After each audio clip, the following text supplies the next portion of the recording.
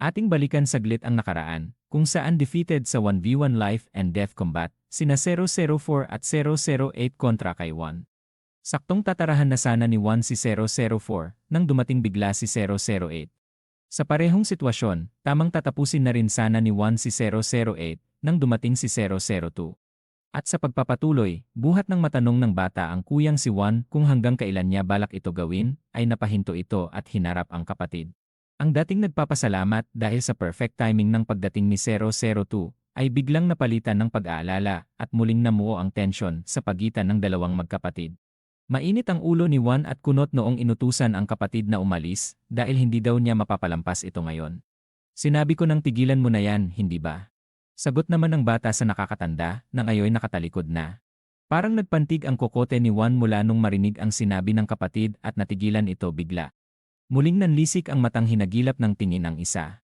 At kailan mo nga ba ako hinayaan? Matapang na tanong ni 002 na may halong pang-utis sa kuya na muling humarap dito. Agad na naintindihan ni Juan ang gustong mangyari ng kapatid, kung kaya't napangisi ito ng may halong panghamak sabay sabing parang gusto mo na naman mapatahan ng kuya mo ah. Hindi na hinintay ang sagot ng kapatid at biglang nagseryoso sabay nanlisik ang mga mata at mabilis na tinungo si 002 habang nawika ng yon lang pala eh. Sa isang kisap mata ay kalansingan ng dalawang metal ang siyang narinig kaagad, gawa ng kanilang palitan ng heavy blows. Kahit kailan, hindi ka nananalo laban sa akin. Puno ng kumpiyansang saad ni Juan, habang walang pakundangan sa kanyang paghataw ng patalim, na siya namang nasasalag ng maayos ni 002 at seryoso itong mapigilan ang kuya. Patindi at pabilis ang bigat at ritmo ng kanilang sagupaan, na sa bawat kiskisan ng mga patalim ay dama sa paligid ang kilabot na dala. Hindi talaga maikakaila ang galing at husay ni Juan na sa kabila ng mga pinsalang natamo mula sa mga unang laban, ay nakakaya pa niyang sabayan ang lakas ni 002. Hanggang sa napilasan niya nito sa kanang pisngi ang batang kapatid, na siya naman agad din nakasabay ng hiwa sa kaliwang braso ni Juan na sinundan pa ng isang masigabong suntok. Bagaman at nasalag ito ni Juan gamit ang cross arm block, ay dama pa rin nito ang puwersang dala na sanhi ng kanyang bahagyang pagngiwi. Hindi nito nakuhang itago ang sakit na naramdaman at nagtamo ito ng broken ribs sa bandang kaliwa, na siyang hindi nakalusot sa mata ni 004. Alerto itong napabulyaw kaagad na medyo wala daw sa hulog ang galawan ngayon ni Juan, at malamang daw ay nasaktan ito ng todo sa kanyang huling laban. Hindi naman din nagdalawang isip pa si 002 at buong puwersa niyang sinaksak ang punyal patungong dibdib ni Juan, na sa huling segundo ay nagawa pa nitong mapigilan. Subalit muli itong binigyan ni 002 ng isang napakatinding left hook na tagos hanggang buto at tumama sa kanyang tadyang, sakto upang mamilipit ito ng husto na halatang hindi nito kinakaya. Bahagya siyang bumitaw at nagpakawala ng hininga. Siya naman ang hiyaw ni 004 na nasasabik sa labanan ng dalawang magkapatid, isang mayabang na tumalo sa kanya, laban sa isang may sense of justice. Parehas na nangangalit ang mga ipinhinedbat ang isa't isa, determinadong ayaw magpatalo sa isa. Dala siguro ng posisyon, kaya si 002 itong nasaktan at tinalsikan ng dugo, habang hawak pa rin ni Juan ang kanyang kamay. Agad naman itong nakabawi ng malakas na sipa sa kanang tuhod ng isa, dahilan upang mapaluhod ito sabay bitaw sa kanyang kamay. Subalit nakitaan ito ng opening ni Juan, at kanyang binigyan ng isang matinding diagonal elbow strike si 002 at direct hit ito sa mukha ng binata na siyang naging dahilan upang mahilo ito ng bahagya at mapaatras. Walang sinayang na sandali ang kuya at kanyang sinundan ito ng mabilis na saksak na ang punterya ay leeg ng bunso. Subalit bigo itong patamaan ng isa at nagawa nitong ilagan ang atake nang bigla itong nakayuko sabay hawak sa kanyang braso at balikat. Sa bilis ng pagmaniobra ni 002 ay hindi na nabantayan ni Juan ang gantong galaw na sa isang saglit lang ay hindi nito namalayan ang kanyang biglang paglagapak sa lupa. Napilitan itong muli magpakawala ng hangin sa tindi ng pagkabagsak. Magpagayunman, agad din ito nakaisip ng paraan upang mapigilan ang kalaban sa agarang pagsugod nito. Kanyang sinabuyan ng lupa ang muka ni 002 na noon din ay dadakmain na sana siya. Dahil dito, nagkaroon ng konting window itong si Juan na mabilis bumangon at sinugod si 002 na noon ay nakapikit ang matagawa ng pagkapuwing. Buong lakas na binuhat ng kuya ang bunso na noon ay hindi rin nakabantay sa ginawa ng kuyang pagsaboy sa kanyang mukha ng lupa. Malakas na inihambalos ito sa lupa, na siyang dahilan ng paglipanan ng mga alikabok. Sa pagkabagok ng ulo ni 002, hindi nito na-counter ang top half guard attempt ni Juan, na siyang agarang ipinagitna ang kanang binti sa pagitan ng kanyang mga binti. Sa gantong ganap, malayang nasaksak ni Juan sa shoulder socket joint ang kapatid na siyang napapikit ng mariin, parang sinusubukang tiisin ang sakit, at ayaw niyang makitaan ito ng kuya ng kahinaan sa kabila ng pagkasaksak. Idiniin pa nito lalo, upang sa gayon ay mawalan ng kontrol at kanyang mabitawan ang patalim, na noon din ay tumalsik palayo. Agad niya itong sinundan ng saksak, na ang punterya naman ay ang lieg ng kalaban, na siya namang nailagan ng isa sabay bitaw ng tuhod sa tadyang ni Juan, na siyang bumaliko bigla sa sakit. Sa maikling panahong iyon, ay nakakuha ng pagkakataon si 002 na mahawakan ng daglian ang damit nitong si Juan, sabay hatak at sinalubong ng isang matinding headbutt. Talsikan ang mga dugo sa paligid sa marahas na labanan ng dalawang magkapatid, na sinundan pa ng sipa ni 002 na muling tumama sa tadyang, na siyang naging kahinaan ni Juan. Malakas na naitapon ng bunso ang kuya sa ganong ganap. Kanyang dinampot ng mabilis ang tumilapong patalim, at agad sinugod ang bumabangong si Juan na noon ay hawak pa ang mukha sa tindi ng tama ng headbutt. Nang kanyang maramdaman ang papalapit na presensya ni 002, ay nagmadali siyang bumangon at agad niyang sinalubong ng slashing strike. Subalit malaslang at nagawang mailagan ito ng bunso, na siyang dumiretso ng atake, at binigyan ito ng elbow strike sa tadyang. Muling namilipit ito sa sakit sa paulit-ulit na atake sa broken ribs ng kanyang nakababatang kapatid, na kahit si 004 ay napalunok ng laway at namumutlang napabulong sa sarili. Anong klaseng magkapatid ito, paulit-ulit na inaatake ang kanilang mga injuries ng ganyan? Habang si 008 ay namumutlang walang imik at tuloy lang sa kanyang panonood ng umaatikabong bakbakan ng magkapatid na tulad ng samista.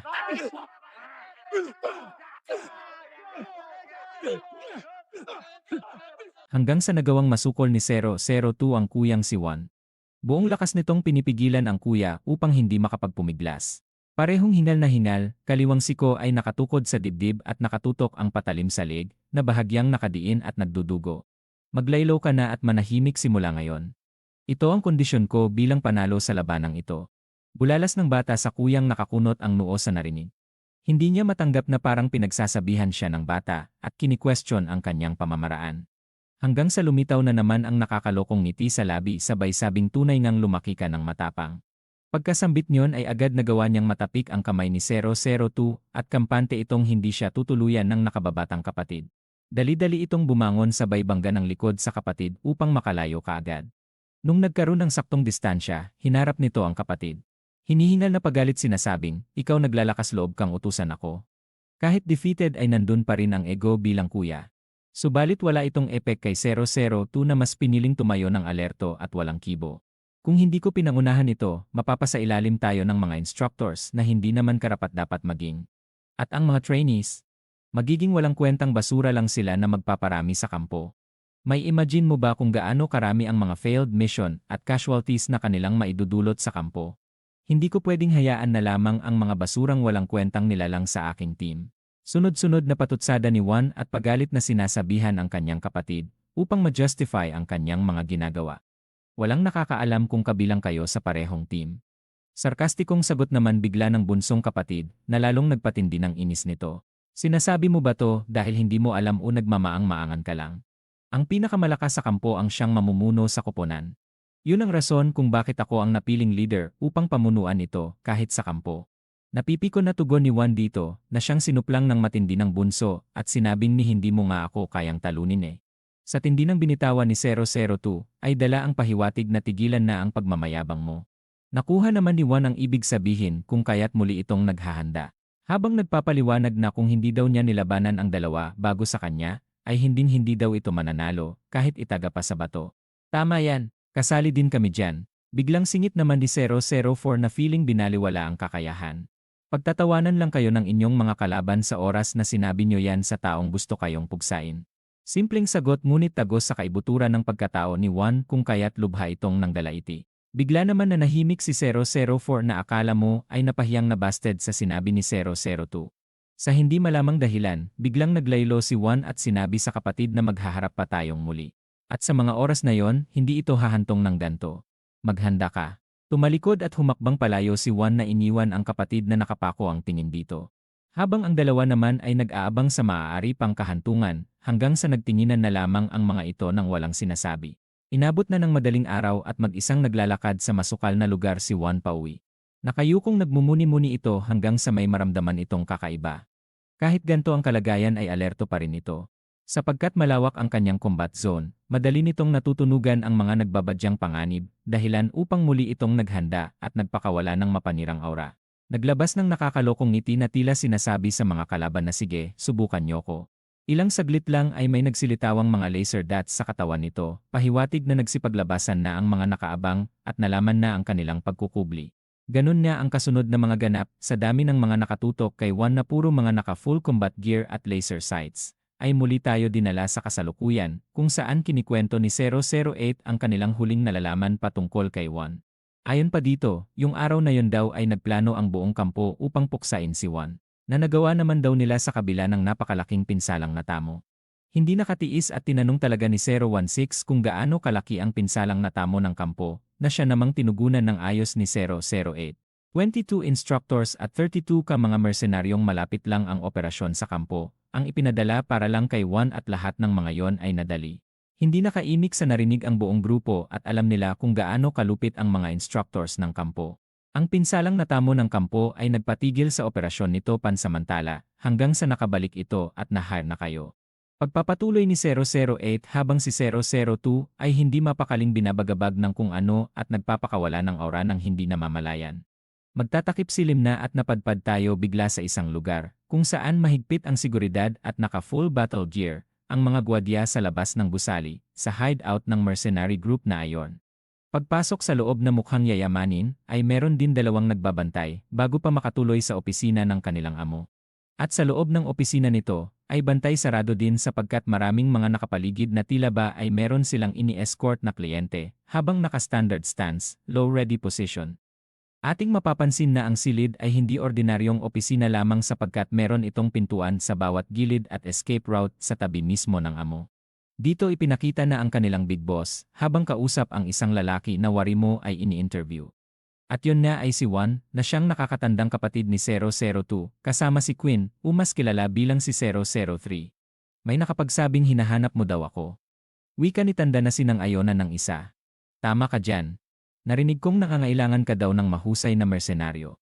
Tugon naman nito pabalik na hindi nagustuhan ng kanang kamay ng amo ang tono ng pananalita ni Juan, kung kaya't pasigaw niya itong sinita, ayusin mo pananalita mo. Agad naman ito sinaway ng amo at mataas ang expectation niya sa isa, gawa ng kasama nito si 003. Palagi naman kami nangangailangan ng mga talent. Sagot naman ni Tanda habang ipinatong ang ulo sa kamay ng bahagya at matay nakapako sa kausap. Sinyales ng kanyang pagkainteresado dito. Halatang hindi mapakali naman itong si Quinn at may namuong butil ng pawis sa pisngi habang nakatitig at pilit na binabasa ang binabalak ni Juan. Tumindi ang namuong tensyong nadarama nung kanyang naalala ang nakaraang ganap kung saan kakauwi niya lamang sa kanyang tinutuluyan. Pagbukas ng pinto ay kanyang agad naramdaman na merong intruder. Dahan-dahan itong pumasok at nang masulyapan ang isang anino ng lalaki ay agad itong napabunot ng baril. Sabay itinutok dito. Ikinawalang bahala naman ito ng nanloob, bagkus pinuri pa nito ang dalaga na bumilis daw ang kanyang reaction time. Siya namang nabusesan kaagad ng babae ang intruder, at laking gulat nito nung makilala. Nanlaki ang mga matang akala mo ay nakakita ng multo ang get-up ni girl, sa harap ni Juan na napatanong dito kung papaanong andito ito ngayon. Matagal-tagal na din tayong hindi nakapag-usap ng harapan. Kamusta ka naman? Panimulang bati ni Juan habang tumatayo kay Quinn na nakatutok pa rin ang baril. Alertong hindi ito sumagot at hindi naman daw sila close kahit noon pa man at batid ito ni Juan kung kaya't bahagya itong ngumiti upang patahanin ang sitwasyon. Masyado ka namang tensyonado. Pumunta lang ako upang kausapin ka. Wika ni Juan dito na nagbabakasakaling makuha ang loob ni 003. Mag-usap. Meron ba tayong dapat pag-usapan? Tugon naman ni Quinn habang naka-full alert pa rin. Ngunit biglang iniba ni Juan ang daloy ng kwento upang makakonect kay babae. Sa nakikita ko, tingin ko namumuhay ka dito ng mag-isa. Asan na yung pilyong yon? Tanong nito sa isa at hindi makitaan ng bakas ni 002 ang lugar ni girl, sabay kunyari naghahanap ma ito sa kapatid.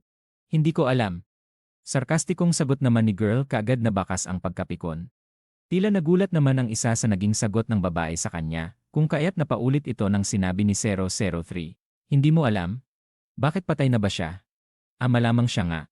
Dahil kung hindi, walang ibang dahilan para hindi mo malaman ang kanyang kinaroroonan.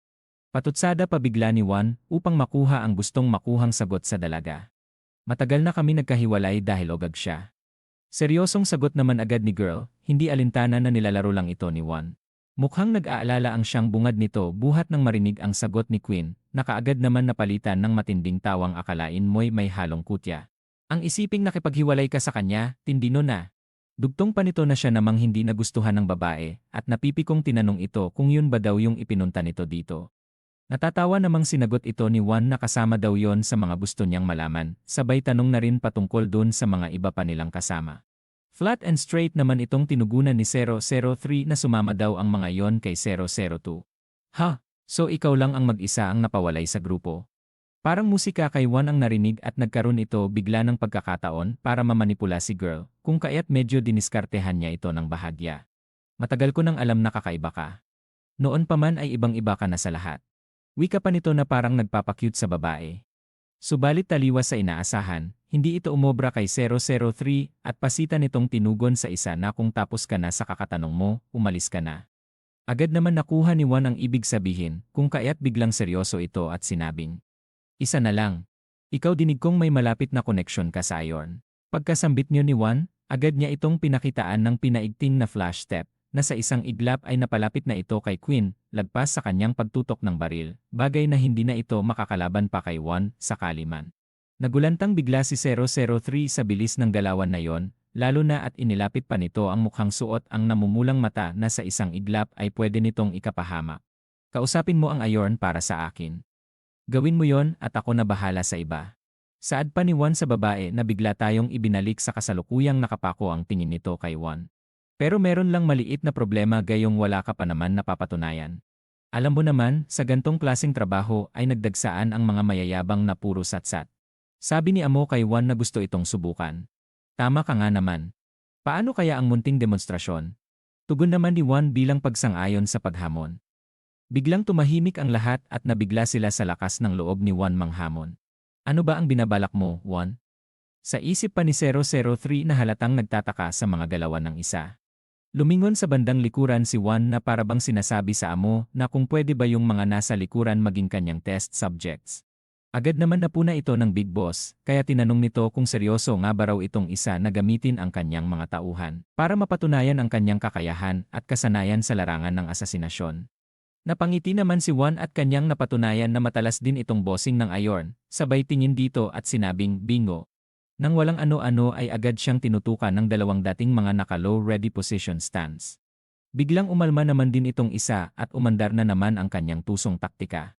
Sarkastiko nitong pinasaringan ang dalawa kung tunay nga bang papuputukan siya ng mga ito sa ganyang anggulo. Gayong nasa likuran niya ang kanilang amo. Paano daw pag hindi tumama sa kanya o kung tumagos ang bala sa kanya? Parang dumilim naman ang paningin ng kanilang boss sa mga narinig, lalo na sa diskarte ni Juan. Baka sa mukha ng dalawa na nahuli ito sa patibong at parang nanigas bigla sa mga pasaring ni Juan na siya namang ginamit nito bilang window upang makauna ng atake. Mabilis itong kumilos na sa isang iglap lang ay nakalapit na kaagad sa dalawa. Sanhi ng kanilang matinding pagkagulat at na-caught off guard. Kanyang tinapik pataas ang baril ng isa sabay hataw sa panga nito gamit ang pinalakas na palm strike. Sa tindi ng tama, maraming dugo ang siyang nagtalsikan at agaran itong tinakasan ng lakas na pati ang ulirat ay hindi nagpakulelat. Kasabay niyon ay umaatake din ang isa sa kanyang likuran na may hawak na patalim. Nang dagalaiti itong winasiwas na ang target ay ang tagiliran ng isa, na sa kasamaang palad ay nasalag ni Juan. Sabay mabilis na pinaikot ang kamay nito sa braso ng kalaban at pinisil ang palad ng madiin upang mawalan ito ng kontrol sa hinahawakang patalim. Pagkaagaw ng punya ng kalaban, ay walang sinayang na sandali at madiin na ibinaon ito kaagad sa dibdib ng isa upang hindi na makakalaban pa. Kanyang naispatan ang isa pang kalaban mula sa kanyang likuran, kung kaya't madali niya itong nabigyan ng back kick na tumama sa dibdib at kaagad tumalsik pasandal sa pinto na hindi man lamang nakapanlaban. Kasunod nun, mabilis na binato nito ng kutsilyong naagaw mula sa kalaban ang katabi ng gwardyang kanyang nasipa. Medyo may kabagalan ang kanyang reaksyon at bigo itong masalag, kung kaya't bumaon ito ng malalim, diretso sa kanyang dibdib na siyang dahilan upang matanggal ito sa eksena kaagad. Sapagkat sumalpak ang nasipa ni Juan kanina sa pinto, nagtaka itong dalawang gwardya sa labas kaya pumasok at agarang nagpaputok kay Juan nung madatnan nila itong kinakana ang kanilang mga kasamahan. Sa kasamaang palad, bigo ang mga itong patamaan ang target at nagawa nitong makapagkubli sa katawan ng kalaban. Mabilis nitong dinampot ang 45 nakasukbit sa tagiliran ng kalaban at siyang ginamit pantugis sa dalawang nabigyan ng one shot sa kada isa sa dibdib na tumagos pa nga sa katawan. Nang wala nang may nagbabalak na lumaban, ay hinarap ni Juan ang nagsaway kanina sa kanya na right hand ng boss. Tiklop ang kwelyo at maamong bahagyang nakayuko na walang kibo ang datingan nito. Kaya nawalan ng gana si Juan sa kanya.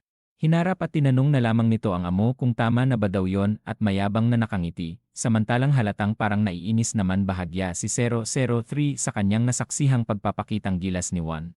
Hindi na napigilan ng big boss ng Ayorn ang kanyang galak at nagpakawala ng matinding halakhak, buhat ng masaksihan ang munting demonstrasyon ni Juan na kahit daw ang kanyang right hand ay tumiklop.